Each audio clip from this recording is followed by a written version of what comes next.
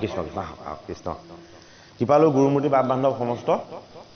আপোনাৰ খবৰ আজ্ঞা তথা আশীৰ্বাদ লৈ বৈকুণ্ঠৰ কল্পতৰু ভাগত শাস্ত্ৰভাগী আমি এইবাৰ দ্বিতীয় বৰ্ষত আমি চৈতন্য কৰিবৰ নিমিত্তে আমি আগবাঢ়িছোঁ। গতিকে আপোনাৰ সব সমস্তজন কৃপালু গুৰুমূৰ্তি বাপ বান্ধৱক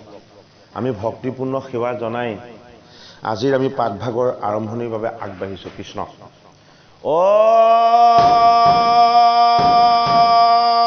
হৰে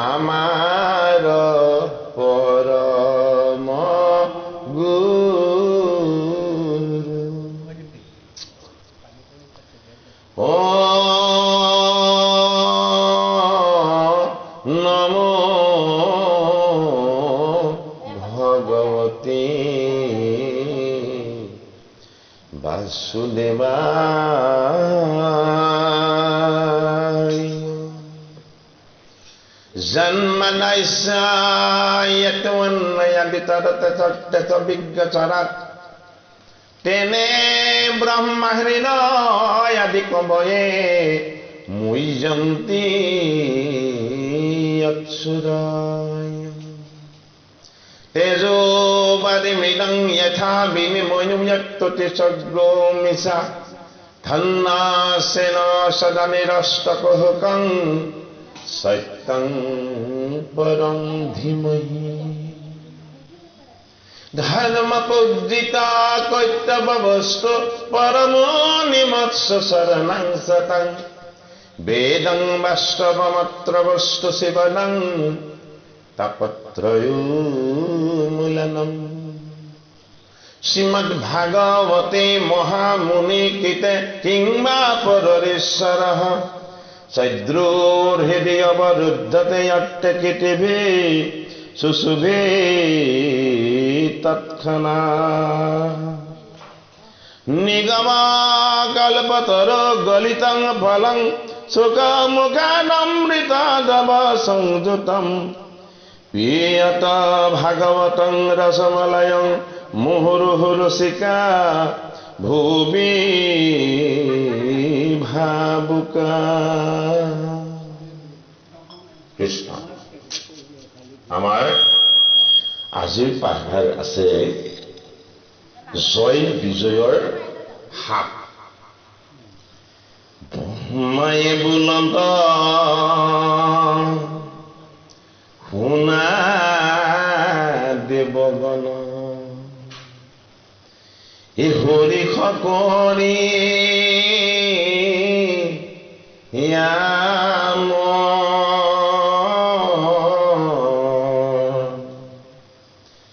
বৈকুণ্ঠপুৰৰ মহিমা প্ৰচুৰ এ বনাইবে ককো নাজানা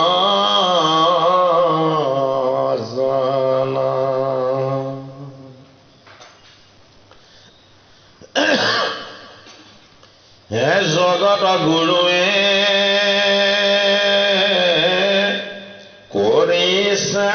নিৰ্মাণ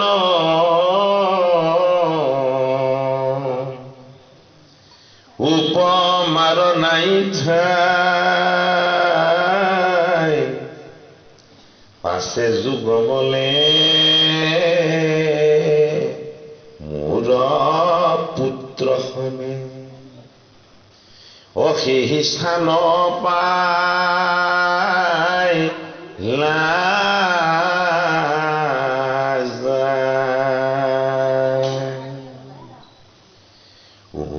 পূৰ্ব বৈকুণ্ঠ দেখি সিদ্ধ হবে হে পৰমানন্দ ভৈলা এইখান সিখান কৰি ছয়খান দুৱাৰ এৰি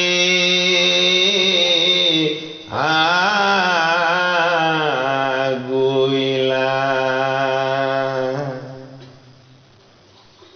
কৃষ্ণ দৰ্শনে হৈয়াও আছে মন দাৰত নথাকে ৰৈ শীঘ্ৰ বেগ কৰি সপ্তম দ্বাৰক চাৰিও পাইল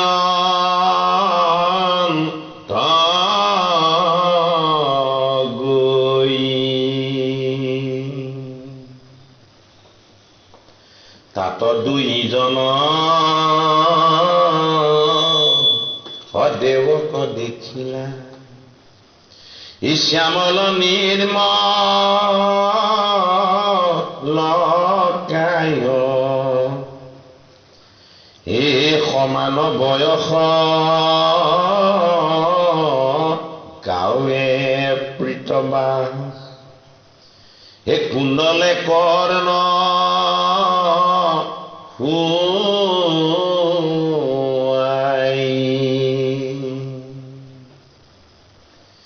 মাঠে মণিময় কীৰ্তি জলয় কেউৰ কংক নকৰে এই ভ্ৰমৰে শোভিত দিব্য পুষ্পমালা এই প্ৰকাশে কৰ্ণ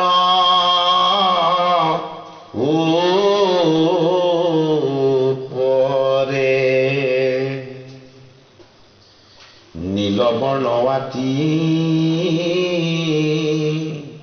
শোভে চাৰি বাহু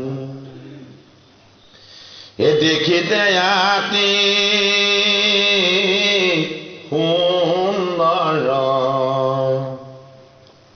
হাতে দিব্য গদা ধৰিয়াই আচন্ত দুয়ো দেৱ ৰুচি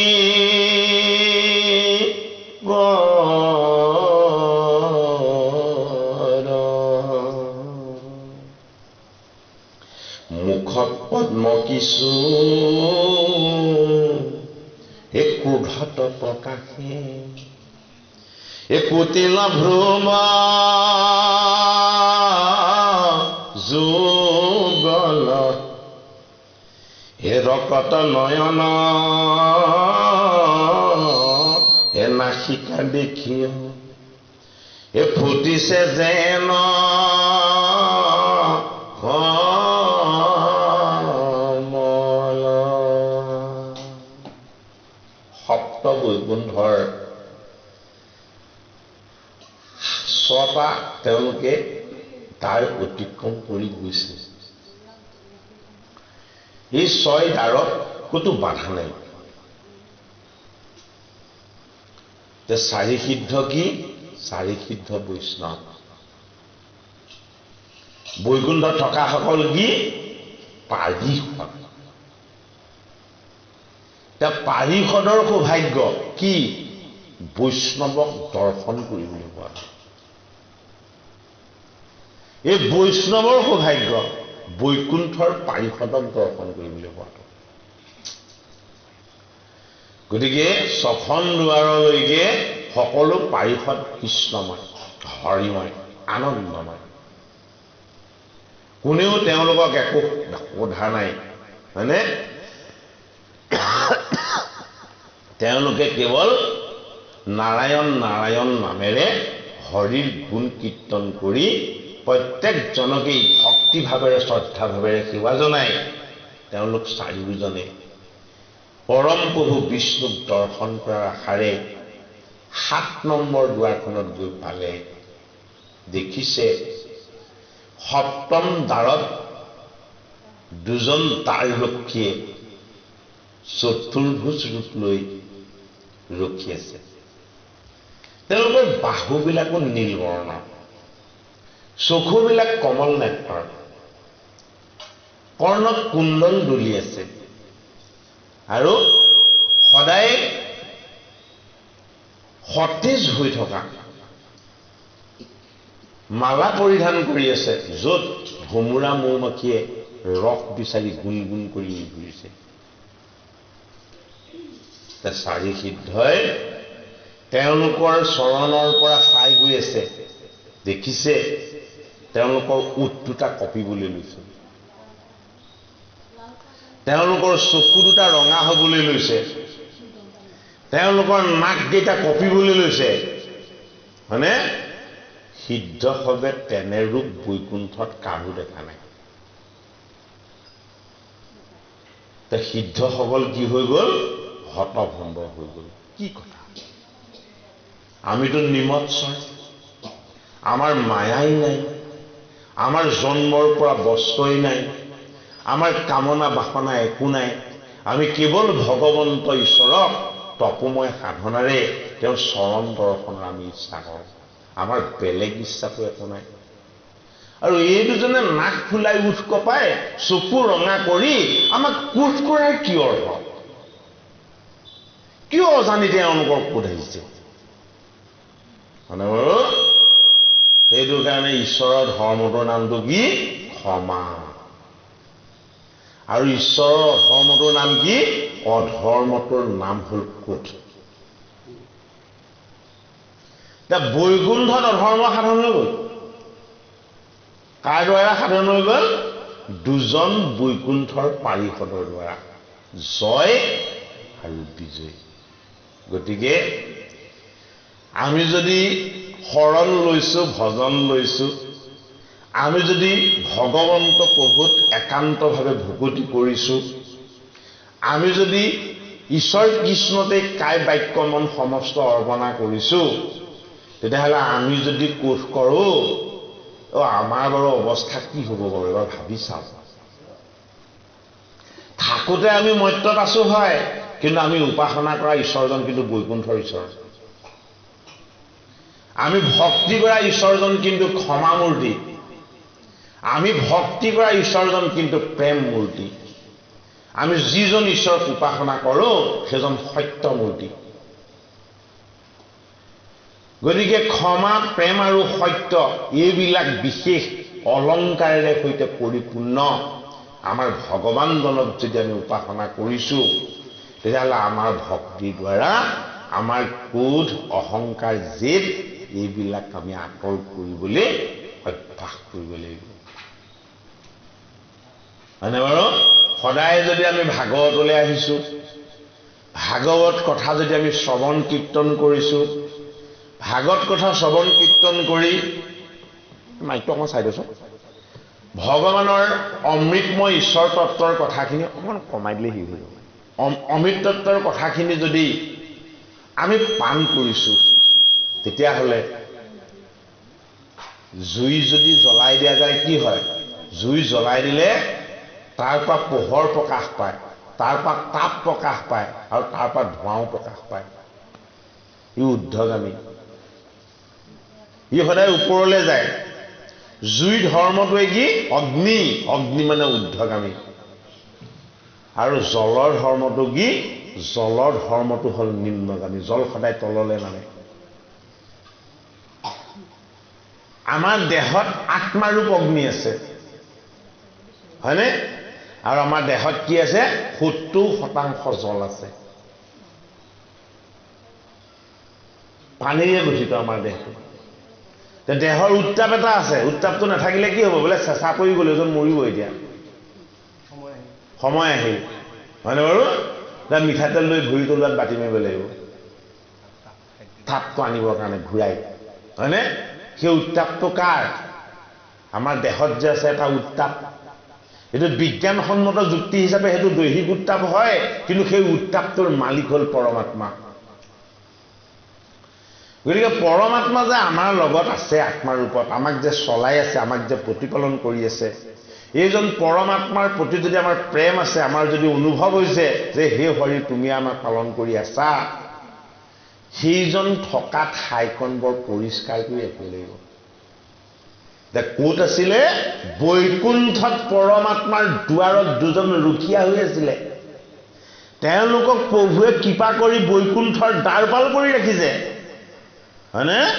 কিন্তু তেওঁলোকৰ মনলৈও সেইদিনাখন কি আহি গ'ল ক্ৰোধ আহি গ'ল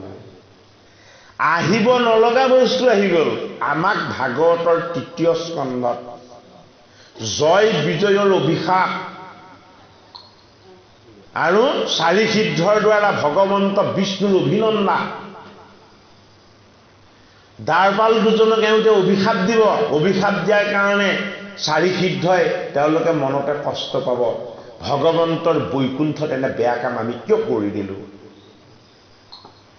হয়নে বৈষ্ণৱ কেইজনৰো ছিদ্ৰ লাগিছে বুলি শংকা হৈছে বোলে কিয় যে আমি কিয় কোধৰ ভাগি হলো তা আমাক দুটা বস্তু দেখাইছে বৈষ্ণৱো কোধৰ বশৱৰ্তী হ'ব নালাগে আৰু বৈকুণ্ঠৰ পাৰিষদো কোনোদিন কোধৰ বশৱৰ্তী হ'ব নেলাগে পৰম পিতা পৰমেশ্বৰে ৰত্নময় সিংহাসনত বহি ইষদ ইষদ হাঁহি দুইটা ফালে চাই আছে কাৰ ফালে চাই আছে এই তেওঁ বৈকুণ্ঠৰ পাৰিষদ দুজনলৈ চাই আছে যে তহঁতৰ এতিয়া শেষ অন্তিম সময় আহিছে আৰু ৪ সিদ্ধলৈও চাই আছে হয়নে তোমালোকে মোৰ কিহত আহি মোৰ দুজন দ্বাৰপালক অভিসম্পাদ দি দিলাহি হয়নে বাৰু গতিকে আমাক ভাগৱতৰ ৩য় স্কন্ধৰ জয় বিজয়ৰ ৭ এই তত্ত্বৰ দ্বাৰা বিশেষত আমাক এটা শিক্ষা দিব বিচাৰিছে যদি আমি সেই শিক্ষাটো আমি যদি ভাগৱত শ্ৰৱণ কৰি আমি যদি ল'ব নোৱাৰো তেতিয়াহ'লে ভাগৱত শ্ৰৱণ কৰাৰ যিটো প্ৰকৃত আনন্দ বাস্তৱিক যিটো আনন্দ সেই আনন্দটো আমাৰ লাভ নহ'ব সেইটো কাৰণে আমি কি ল'ব লাগিব আমি অক্ৰোধ হ'ব লাগিব খং ৰাগ এইবিলাক আঁতৰাই ৰাখিবলৈ যত্ন কৰিব লাগিব খংটো কাৰ বস্তু সাপৰ বস্তু খংটো কাৰ বস্তু বাঘ সিংহৰ বস্তু হয়নে বাৰু কাৰণ যদি হিংস নহ'লে সিহঁতৰ আহাৰ নহয় হয়নে એટલે ক্ৰোধ অহংকাৰ এইবিলাক কাৰ বস্তু নহয় বৈষ্ণৱৰ বস্তু নহয় আৰু বৈকুণ্ঠৰ পাৰিষদৰ বস্তু নহয় এইটো কাৰণে আমি পাৰিষদী তনু এটা পাব নোৱাৰো হয়নে নহয় বাৰু কিন্তু পাৰিষদৰ যিটো ঈশ্বৰ ভক্তি আৰু ঈশ্বৰ সেৱা এইটো আমি সাধনা কৰিবলৈ যত্ন কৰিব পাৰো আৰু প্ৰথম যত্নটোতে থাকিব লাগিব কি আমাৰ যাতে কেতিয়াও কোনো কথাতে ক্ৰোধ নাহে খং ৰাগ নাহে হে ৰাম মুখ পদ্ম কিশোৰ হে ক্ৰোধত প্ৰকাশে হে কুটিল ভুৱ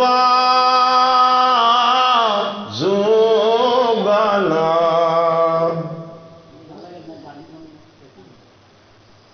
হে ৰকত নয়ন নাসিকা দেখিয়া হে ফুটিছে যেন কমল নাক তিল ফুলৰ দৰে পাৰিষদ দুজনৰ কিন্তু কি হৈছে পদুমৰ পাহি নিচিনাকে খঙতে ফুলি গৈছে নাক দুটা এতিয়া ৪ সিদ্ধই দেখি আচৰিত হৈছে আমি কি অপৰাধ কৰিলো আমি আমাৰ স্বামীৰ চৰণ দৰ্শন কৰিবলৈ আহিছো আমি আমাৰ স্বামীৰ চৰণ দৰ্শন কৰিবলৈ আহিলো কাকো অনিষ্ট কৰিবলৈ অহা নাই নহয় কিয় আমাক খং কৰিব ব্ৰহ্মাৰ প্ৰথম সেই 4জন মানৱ পুত্ৰ বাকী ঋষি মুনি সাধন সিদ্ধ যোগী সকলোতকৈ বয়সত তেওঁলোক শ্ৰেষ্ঠ কাইটো কেনেকুৱা কাইটো পঞ্চম বয়সৰ শিশুৰ দৰে নেবাহেও নকমেও তেওঁলোকে বস্ত্ৰ পৰিধান নকৰে গতিকে তেওঁলোক কি ৰূপ তেওঁলোক আত্মা ৰূপ যিটো বস্তু নেবাহে আৰু নকমে সেইটো কি সেইটো হ'ল আত্মা তা আত্মাৰ লক্ষ্য কি আত্মাৰ লক্ষ্য হ'ল পৰমাত্মা গতিকে এই আত্মাৰূপী 4 সিদ্ধই পৰমাত্মাৰূপী বৈকুণ্ঠ প্ৰতীক দৰ্শন কৰিবলৈ যোৱাটো 6খন দুৱাৰত থকা সকলো পাৰিষদে বুজি পালে কিন্তু বুজি নাপালে কোনে 7খন দুৱাৰত যি দুজনক বৈকুণ্ঠ পতিয়ে আটাইতকৈ কাষত ৰাখিছিলে সেই দুজনে বুজি নাপালে গতিকে আমাক কি বুজাইছে ভগৱন্তৰ চৰণৰ একেবাৰে নিকটত থাকিও যদি আমি ক্ৰোধ অহংকাৰ জেদ এইবিলাক যদি আমি ত্যাগ কৰিব পৰা নাই তেতিয়াহ'লে ভগৱন্তৰ ভক্তিৰ পৰা আঁতৰত থকাজনী ভগৱানক পাই যাব ওচৰত থকাজনে ভগৱানৰ পৰা আঁতৰ হ'ব লাগিব সপ্তম দুৱাৰ পৰীক্ষিতৰ 7টা দিনৰ তত্ত্বটোৱে সপ্তম ন বাৰু জীৱ হৈ জন্ম লোৱাটোৱেই এই সপ্তম দুৱাৰৰ তত্ত্ব জীৱৰ দেহ যেতিয়ালৈকে নাশ নহয় তেতিয়ালৈকে 6খন দুৱাৰলৈকে গৈছে আৰু 7মখন দুৱাৰত কি হয় দেহী হলে জেদ আহে ক্ৰোধ আহে অহংকাৰ আহে সেইটো কাৰণে কৃষ্ণ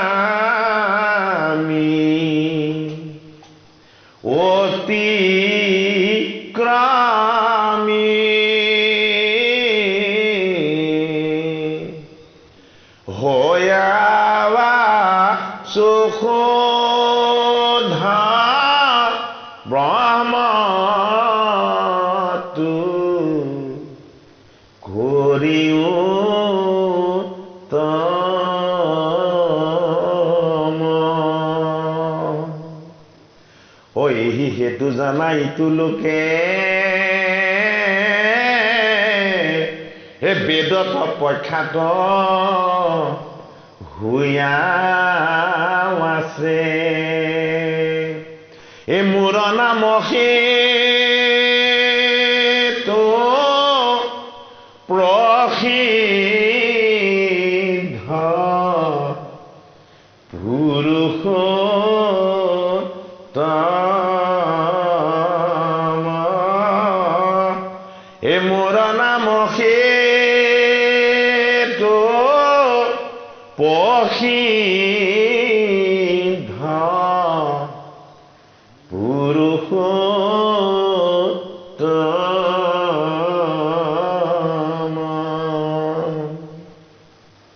কৃষ্ণ 7মখন দুৱাৰ অতিক্ৰম কৰাৰ পাছত বৈকুণ্ঠৰ বিষ্ণু দৰ্শন লাভ কৰিব পৰা যায় কিয় তেওঁ দেহক অতিক্ৰমী পুৰুষোত্তম তেওঁ দেহৰ তত্ত্বলৈ আহি দেখা দিব লাগিব তেওঁ কি তেওঁ দেহী নহয় তেওঁ কি তেওঁ শ্যাম সুন্দৰ তেওঁ আত্মা পৰমাত্মা জ্যোতিৰূপ সেইকাৰণে নিজৰ ইচ্ছাৰে নিজৰ ৰূপটো ধাৰণ কৰা ভকতে তাক প্ৰত্যক্ষ কৰে বৈষ্ণৱে তাক প্ৰত্যক্ষ কৰে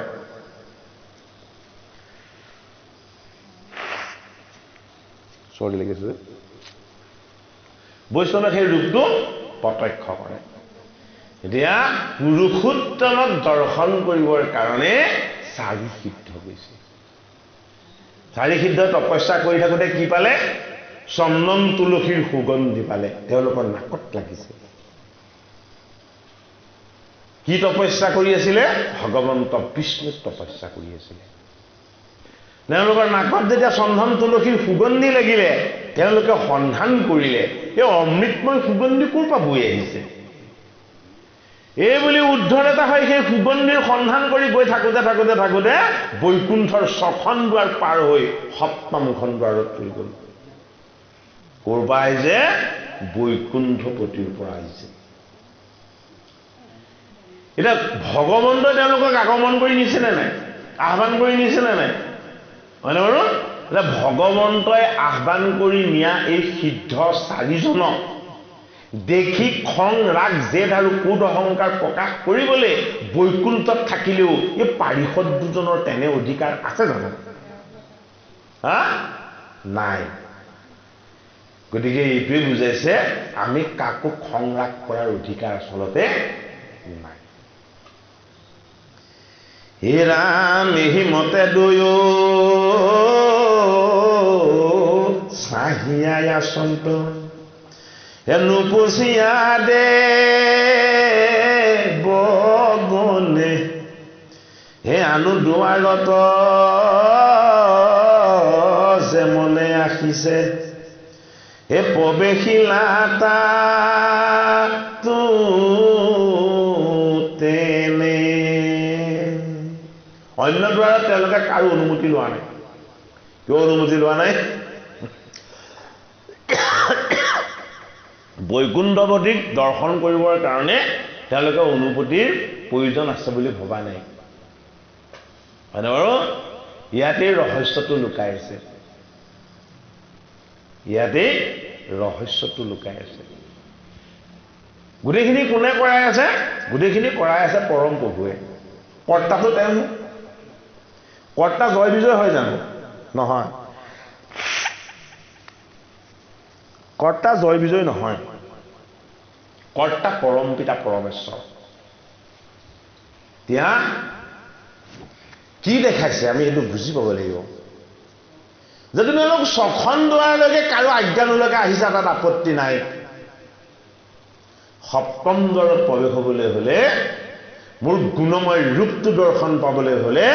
কাৰোবাৰ আজ্ঞা অথবা অনুমতি লাগিব সেই কথাটোকে আমাক শাস্ত্ৰত কি বুলি লিখিছে আজ্ঞা পৰ ভকতি আপোনালোকৰ আজ্ঞা নহ'লে আমি এখন ভাগত বহিব পাৰিম নেকি পাৰিম জানো বহিব নোৱাৰো হয়নে বাৰু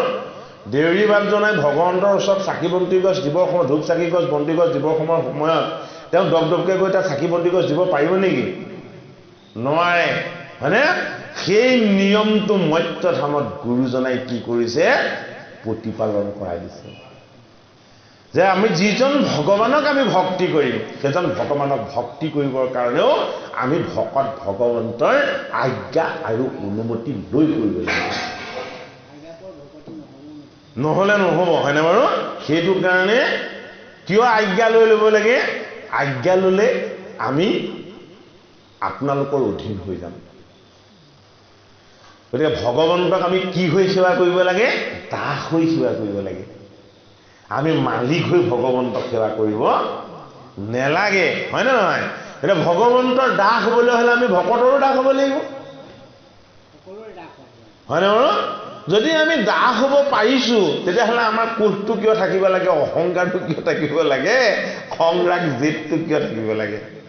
এই কোণত বহি থাকোঁতে ঠিকেই থাকে বাহিৰ হ'লে যদি আকৌ ওলটা হয় দায় দুখ নধৰিব আকৌ দেই হয়নে বাৰু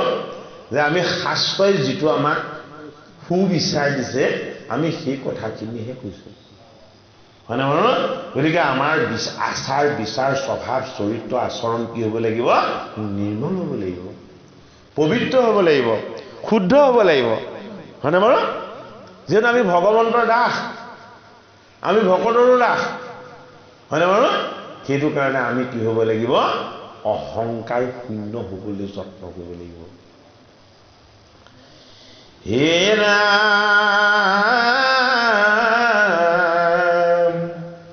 কৈতো সম্বাক নিবাৰন্তা নাই ফুৰন্ত নিশংক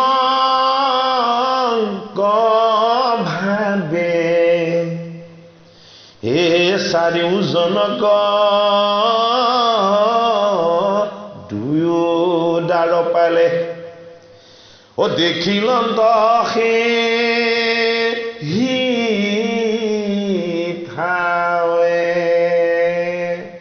অবাক গতি কাৰ সিদ্ধগণৰ সিদ্ধগণে ভাগত কাৰ পৰা লৈছিলে অনন্ত সম্প্ৰদায়ৰ পৰা সিদ্ধগণে প্ৰথম ভাগত লৈছে এই চাৰি সিদ্ধ ভাগত কাৰ পৰা লৈছিলে পাতালত থকা সহস্ৰ বনমযুক্ত অনন্ত নাগে হয়নে অনন্ত জলত শয়ন কৰি হাজাৰখন মুখেৰে কেৱল ভাগৱত বস্তুক কীৰ্তন কৰি থাকে এই চাৰি সিদ্ধ তালৈ গ'ল কেনেকে গ'ল গংগাত ডুব মাৰি সাঁতুৰি সাঁতুৰি তেওঁলোক পাতালত থকা অনন্ত ঈশ্বৰৰ চৰণ পালেগে অনন্ত ঈশ্বৰৰ চৰণত পাই স্তুতি কৰিলে আৰু স্তুতি কৰি ক'লে হে প্ৰভু অনন্ত ঈশ্বৰ আপুনি আমাক ভাগৱত দান কৰক তেতিয়া সহস্ৰ বদন অনন্তই এই চাৰি সিদ্ধক ভাগৱত দান কৰিছে মানে বাৰু সেই চাৰি সিদ্ধই বৈকুণ্ঠলে বৈকুণ্ঠপতিক দৰ্শন পাবৰ কাৰণে ইচ্ছা কৰি গৈছে এফালে অনন্ত লোক অনন্ত ধাম আৰু সিফালে বৈকুণ্ঠ ধাম স্থান একে হলেও তত্ত্ব দুটা তাত দেখা পোৱা গ'ল কি দেখা পোৱা গ'ল যদি বিষ্ণু দৰ্শনৰ ইচ্ছা কৰা হয় তেতিয়াহ'লে আজ্ঞা হ'ব লাগিব আজ্ঞা নহ'লে বিষ্ণু দৰ্শন কৰিব পৰা নাযায় হে ৰাম বয়সত বিধ চাৰি মহাসিদ্ধ হে মহিমা যদি বিস্তৰ তভু কোমল পঞ্চবৎসৰ হে বালকৰ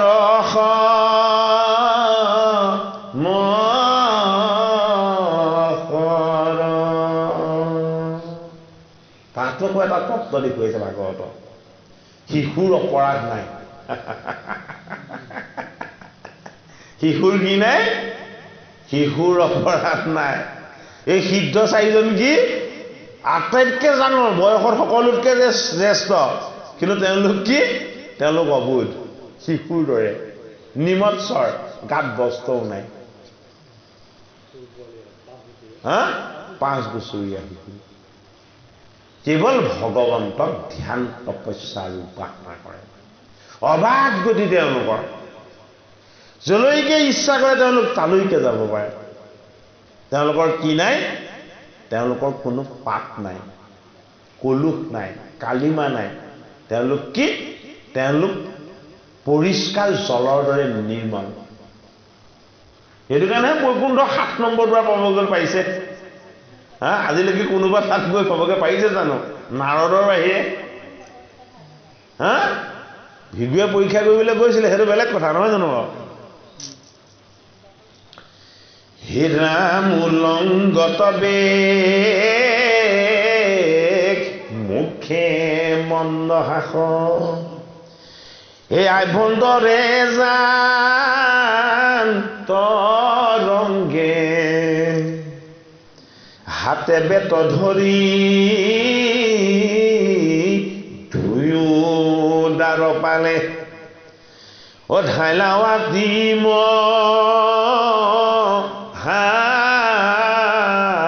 খংগে হে বামন দেৱৰ প্ৰতিকূল চিন্তি হে বোলে দাৰ পালে বা ৰহৰে তোৰা হে কৈ লাগি যাখ অনুশুনি আয়া মা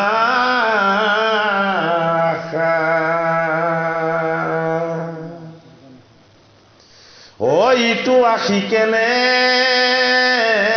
ও মহিমা দেখা ও বুলি আমি ঋষিৰাজ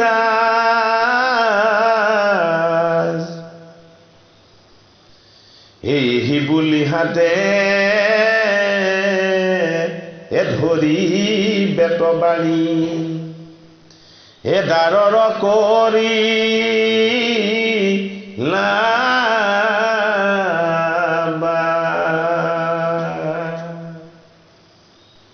ভিতৰত প্ৰৱেশ হ'ব বুলি নহওঁতে বেতেৰে বেত্ৰাঘাত কৰিলে আৰু ঠেলি বাহিৰ কৰি পঠালে হয়নে বাৰু বুজি লওক হৃদয়ত অনুভৱ কৰক ঈশ্বৰ দৰ্শনৰ আনন্দটো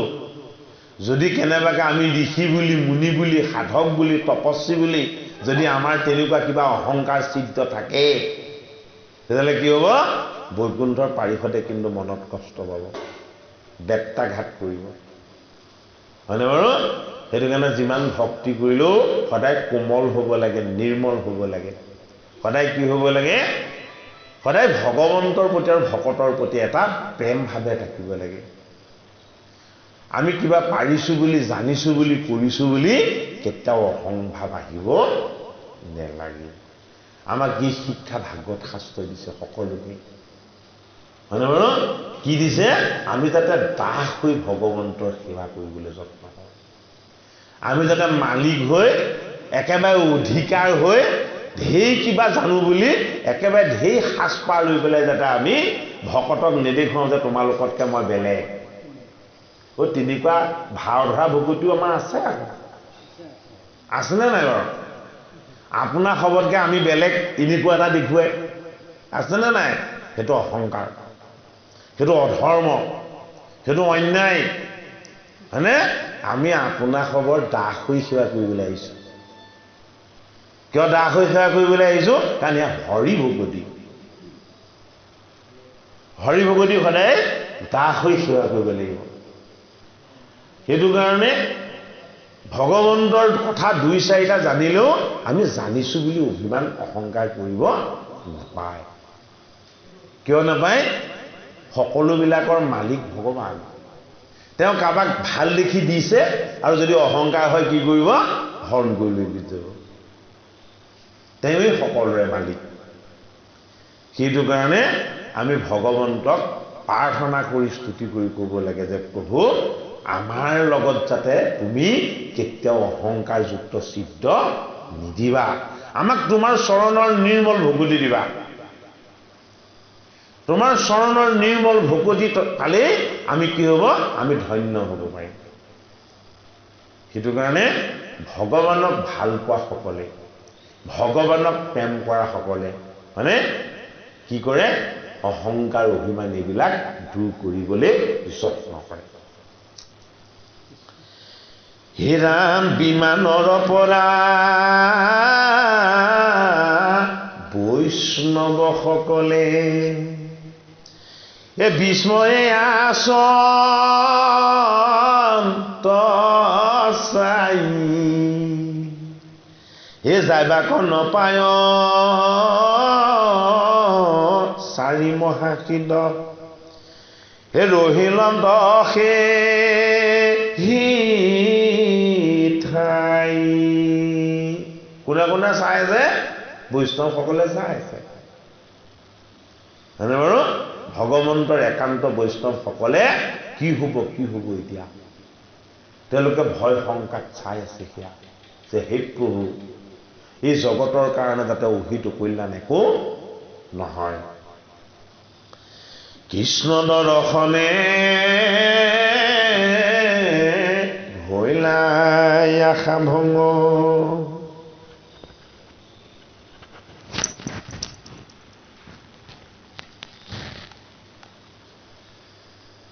হে ৰাম কিঞ্চিতে কুক্ৰো আকস্মিতে তীক্ষ্ণ হে কিঞ্চিত এক ক্ৰোধ জন্মিয়া মনত হে ৰকত ভৈলা নয়ন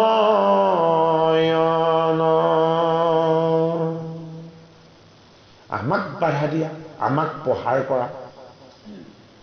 আমিতো একো অন্যায় কৰা নাই তোমালোকৰতো আমি একো চিদ্ধ ধৰা নাই, কিয় আমাক প্ৰহাৰ কৰিছা, বাধা দিছা? আমাৰ স্বামীৰ চৰণ দৰ্শন কিয় কৰিবলৈ দিয়া নাই? কি হৈছে? সিদ্ধ সমস্তৰ চকু কেইটা ক্ৰোধত ৰঙা হবলৈ লৈছে। এই ক্ৰোধে মোৰ নিশমে হে বোলয় বচন, এ সোণৰে দৰাশয়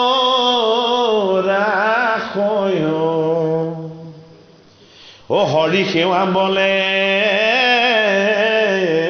বৈকুণ্ঠে নিৰ্বাস, এ কৰে যত ভক্ত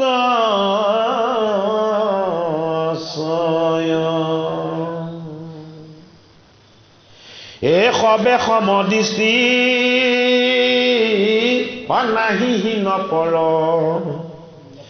এ থাকি তা সম্বাৰ মাজে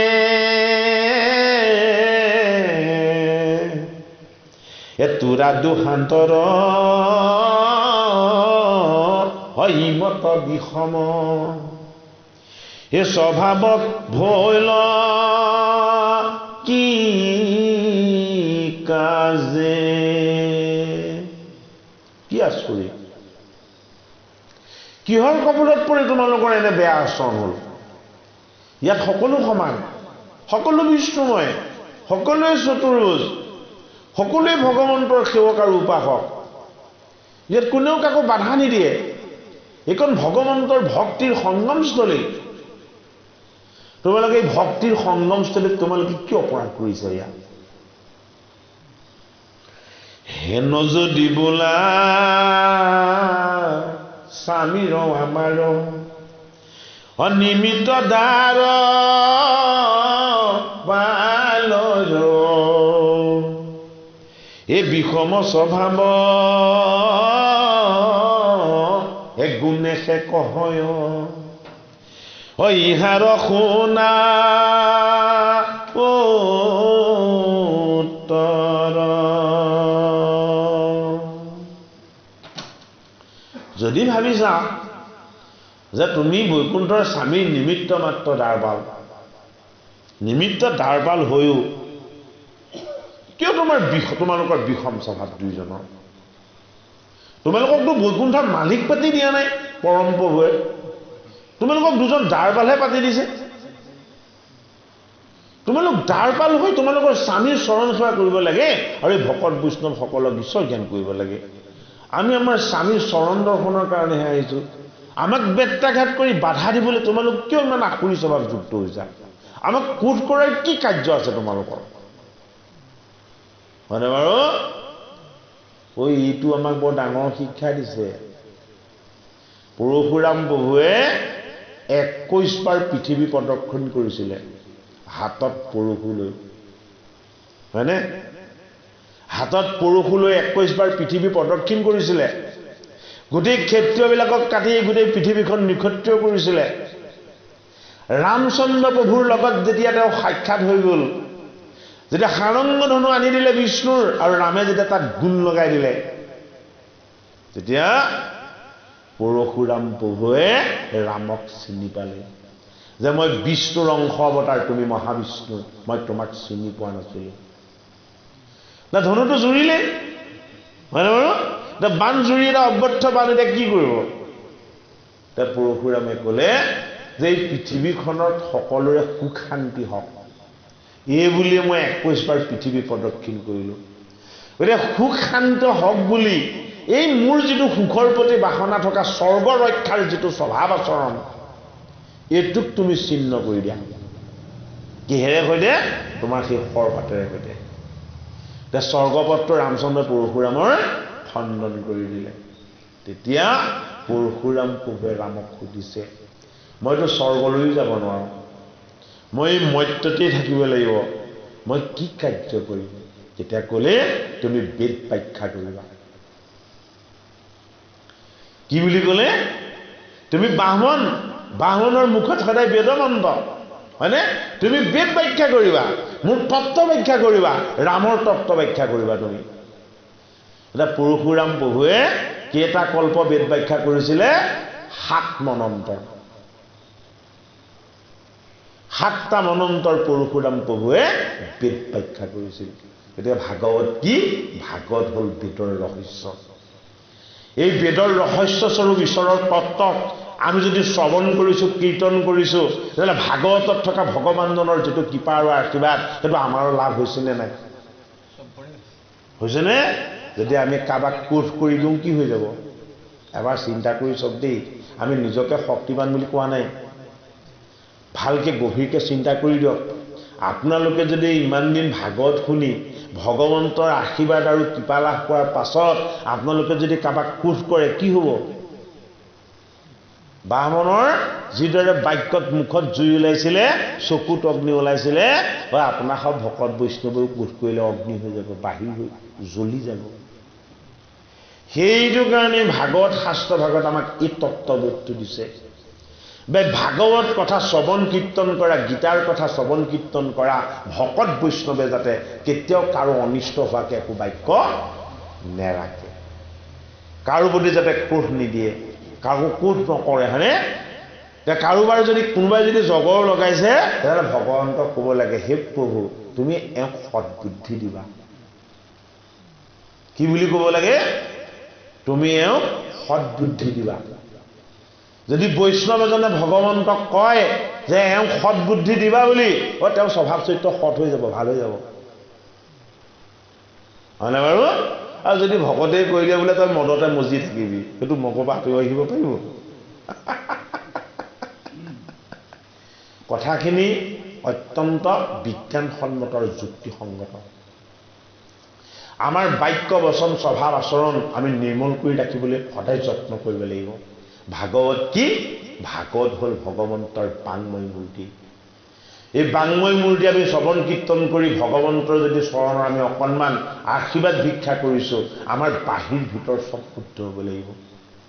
আমি কাৰো প্ৰতি অশুদ্ধ অপবিত্ৰ ভাৱ মনত ৰাখিব নেলাগিব সেইটোকে কৈছে কি যে বৈকুণ্ঠৰ দ্বাৰফাল হৈ এই ভেদ দৃষ্টি কৰিবলৈ তোমালোকক কোনে মানে হেৰি দিলে আজ্ঞা দিলে চাৰি সিদ্ধ এতিয়া জয় বিজয় কৈছে হে ৰাম হেন যদি বোলা স্বামীৰ আমাৰ অনিমিত দ্বাৰ পালৰ এই বিষম স্বভাৱ এ গুণে সে কহয় এই ইহাৰ শুনা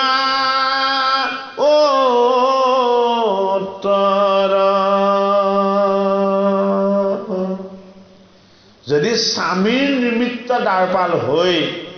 যদি তোমালোকে আমাক ইমান বিষম আচৰণ কৰিছা তেতিয়াহ'লে তাৰ প্ৰতিদান ল'বৰ কাৰণে সাজু হোৱা তাৰ উত্তৰ আমি তোমালোকক দি আছো ইথানক লাগি বিষ্ণু ভক্ত বিনে নাহে আন প্ৰাণী ছয় প্ৰশান্ত পুৰুষ বৃগ্ৰহৰহিত কিঞ্চিতো নাহিকে ভয় এভাগ নামঘৰ হয়নে ইয়াত সিংহাসন আছে গুৰুজনে আমাক দিয়া হয়নে নহয় পুৱা গধূলি সদায় ইয়াত ভগৱন্তৰ সেৱা উপাসনা হৈ আছে সেইটো কাৰণে আমাৰ এই নামঘৰৰ সন্মুখত বাট চৰা আছে হয়নে বাৰু চৰণ নোধোৱাকৈ আচলতে সোমাব নামঘৰলৈ নেলাগে আপোনালোকে মগ এটা আৰু টিং এটাত পানী থ'ব গমছেনে বাৰু যোৱা বছৰ হয়তো আপোনালোকে কৰিছিলে এইবাৰ কৰা হোৱা নাই কথাষাৰ মই আজি মনলৈ অহাৰ কাৰণে কৈছোঁ আপোনালোকে বেয়া নাপাব দেই তাৰমানে আমি যিমান আঁতৰৰ পৰাই নাহোঁ কিয় দাজনাটো ঘৰ সেইটোহে তেখেতে এইকণলৈ আহিছে আমিও চেণ্ডেল পিন্ধি টমটমখনত উঠি আহিছোঁ ইয়াত নামিছোঁ হয় নহয় বাৰু কিন্তু ই বাহিৰত বেয়া বতাহ নাই জানো আছেনে নাই হয়নে সেইটো ৰাস্তাই কোন যোৱা নাই কোন অহা নাই হয়নে এইকণ ঠাইত কেৱল ভগৱত চৰ্চা হয় ভগৱন্তৰ সেৱা উপাসনা হয় এই ঠাইখনলৈ যদি কাৰোবাৰ মনত পৰি যায় তেতিয়াও কি হৈ যায় মনটো আনন্দিত হৈ যায় হয়নে বাৰু সেইটো কাৰণে এই ঠাইখনলৈ সোমাবলৈ হ'লে আমি অন্য যি হক নহক আমি ভৰি হাত বাহিৰত ধুই ল'ব লাগে কিয় ধুই ল'ব লাগে এইটো আমাৰ ভক্তি সংস্কাৰ এইখন আমাৰ ভক্তি সংস্কাৰ নতুন টিং এটা কিনি আনিব যদি আছে তাকে ব্যৱহাৰ কৰিব কুঁৱাৰ পৰা এটিং পানী আনিব মগ এটা সহ সিটো ফালে থব ডাঙৰ কথা কিন্তু ভকতে চৰণ ধোৱা পানী যদি কোনোবাই গছকে গাৰ দি হ'ব কিন্তু সেইটো কাৰণে য'তে ত'তে ভকতক চৰণ ধুবলৈ দিয়া নহয় তাৰ প্ৰমাণ আছে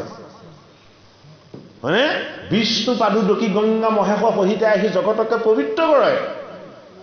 যেতিয়া চৰণত কোনোবাই জল দিয়ে আমি সেই ঘোষাটোকে গাওঁ বিষ্ণু পাদুদকী গংগা মহেশ সহিতে আহি জগতকে পবিত্ৰ কৰে আমাৰ চৰণত বিষ্ণু ঈশ্বৰ তুমি আছা এই বিষ্ণু য'ত আছে মহেশ্বৰ স্বৰূপ বৈষ্ণৱ ইয়াতে বাস কৰি আছে আৰু এনেজন বৈষ্ণৱৰ চৰণত যি জল দি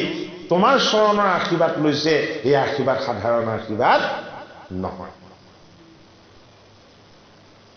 গতিকে ভাগৱত চৰ্চাৰ লগতে আমি আমাৰ ঈশ্বৰ সেৱাৰ যিখিনি নিয়ম নীতি নিয়ম আমি সেইখিনি নিষ্ঠাৰে পালন কৰিবলৈ অভ্যাস কৰিব লাগিব আমি যিমান নিষ্ঠাবান হ'ম সিমানে কি হ'ব পাৰিম আমি সিমানে ভগৱন্তৰ নিকট হ'ব পাৰিম ভক্তিত আস্থা নিষ্ঠা আৰু বিশ্বাস এইকেইটা বস্তুক আমাক গভীৰকৈ লাগিব সেইটো কাৰণে হৰি ভক্তি বৰ সহজ যেন লাগিলেও সহজ নহয়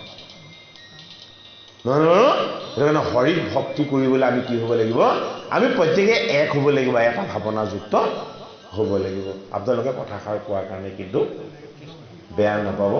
কাৰণ আমি আপোনালোকৰে ইয়াৰ এজন সেৱক বুলি ভাবিহে কৈছোঁ দেই আমি এজন সেৱক বুলি ভাবিহে কৈছোঁ কথাষাৰ যাতে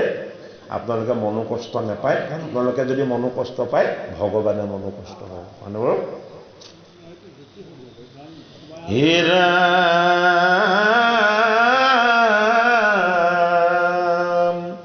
বাটচৰাত আমি চেনেল চৰণ ধুই যেতিয়া বাটচাত আমি যেতিয়া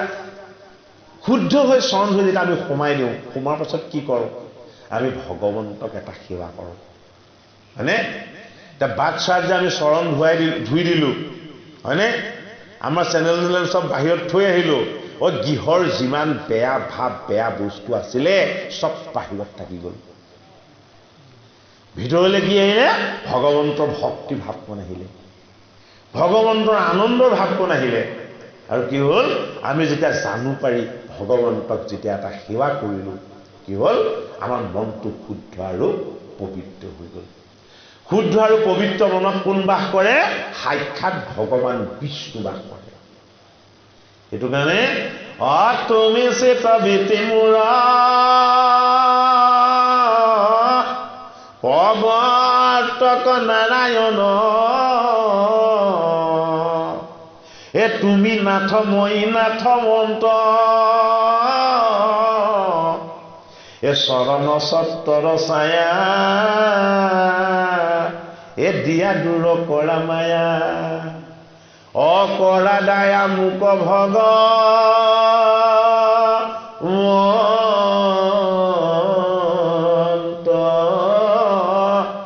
কৰা দায়া মোক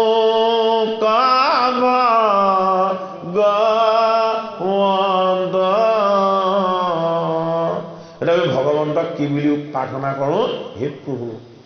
তুমি মোৰ চিত তুমি মোৰ বৃত্তি কি কৰিছা সকলো তুমি প্ৰৱৰ্তন কৰিছা মই একো কৰা নাই হয়নে তুমি কি তুমি সকলোৰে স্বামী আৰু আমি কোন আমি মালিক নোহোৱা এজন তিনি অনাথ হয়নে সেইটো কাৰণে আমাৰ উগতি দুৰ্গতি সীমা নাই গতিকে হে জগতৰ স্বামী তোমাৰ অৰুণ চৰণ সত্য ছায়াত আমাক নিৰ্মল স্থান দিয়া কি হ'ব মোৰ অহংকাৰবিলাক যাতে সেই স্থানকণত আহি পাই দূৰ হৈ যায় হে ৰাম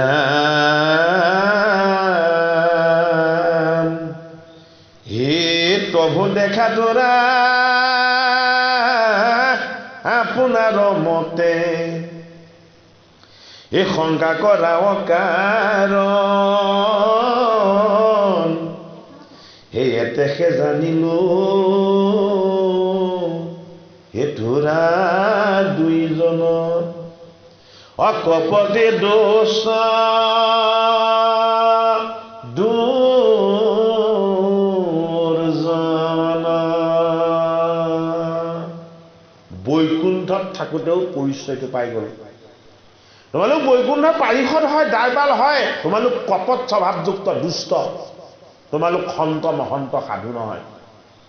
তোমালোকক অখণ্ড দেখিছো অসাধু দেখিছো কোনে কৈছে সিদ্ধ কোনে কৈছে কাক কৈছে বৈকুণ্ঠৰ দ্বাৰপাল জয় বিজয়ক কৈছে তা কৈছে জয় বিজয় শুনিছে কোনে শুনিছে পৰম প্ৰভুৱে কৰ্তা তেওঁ কৰাই আছে হে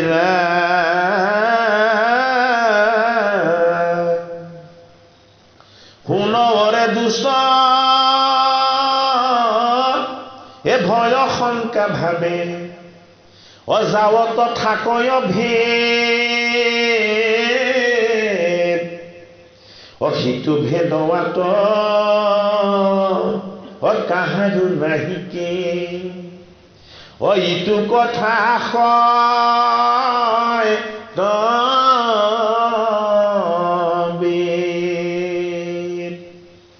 এই নামঘৰতে আপোনালোকে চাওকচোন ৰজাজন আহিলেও বাৰু কথাতে বহিব লাগে নে নালাগে হয়নে বাৰু কিন্তু এটা কথা আপোনালোকে মন কৰিছেনে বাৰু নামঘৰত ভকত বৈষ্ণৱক বহিবলৈ আসন ভাগ দিওঁতে আসন ভাগ দিয়াজনে কিন্তু আসন ভাগ দি কৃষ্ণ বুলি কৈ দিয়ে হয়নে নহয় যে আসন ভাগ গ্ৰহণ কৰক যদি শিশু এটাও আহিছে তেওঁকো বৈষ্ণৱ জ্ঞান কৰি তেওঁকো ভক্তিভাৱেৰে দিয়া হয় যদি বৃদ্ধ এজনো আহিছে তেওঁকো একেটা শ্ৰদ্ধা ভক্তি কৰি দিয়া হয় হয়নে বাৰু এইখন স্থানত কি নাই এইখন স্থানত ভেদ নাই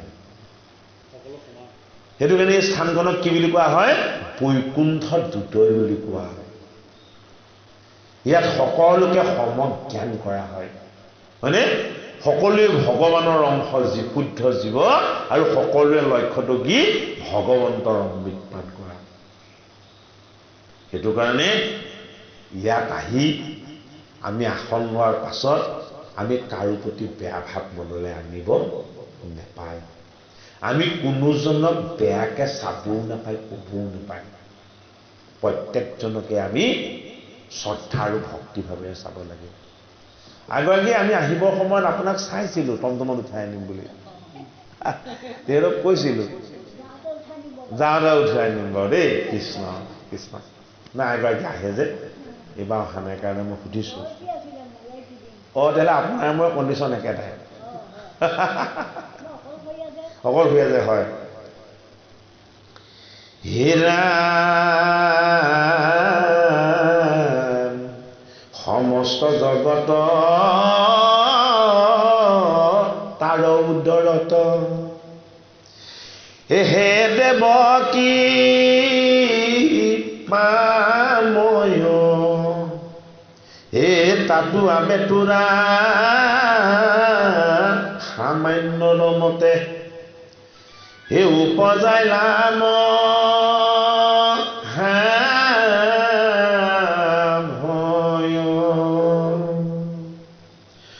এতেকে বৈকুণ্ঠ নামৰ দুৰ্যস হে কৰাইলি তোৰা বহু হে ভৈলৱ অপৰাধ হে আৰু পায় চিত্ত অবিহিব আজিও